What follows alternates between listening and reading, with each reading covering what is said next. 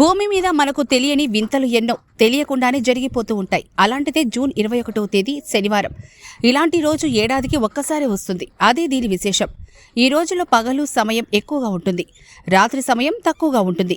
ప్రతి ఏడాది ఇలాగే జరుగుతుంది. డిసెంబర్ 22న తక్కువ పగలు, రాత్రి ఎక్కువ సమయం ఉంటుంది. భూమికి ఉత్తరార్ధగోళంలో ఉన్న ఎక్కువ దేశాల్లో ఇలా జరుగుతుంది. భూమి సూర్యుడి వైపునకు కొద్దిగా వంగడం వల్ల ఈ ఖగోళ అద్భుతం జరుగుతుంది. కర్కాటక రేఖ అనేది భూమిపై ఒక ఊహాత్మక రేఖ. ఇది భూమధ్య రేఖకు ఉత్తర భాగంలో 23.4394 డిగ్రీల వద్ద ఉంటుంది.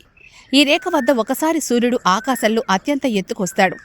సాధారణంగా జూన్ 21 లేదా 22 తేదీల్లో ఇది జరుగుతుంది.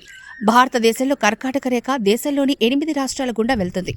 గుజరాత్, రాజస్థాన్, మధ్యప్రదేశ్, ఛత్తీస్గఢ్, జార్ఖండ్, పశ్చిమ బెంగాల్, త్రిపుర మరియు మిజోరాం రాష్ట్రాల నుంచి పోతుంది.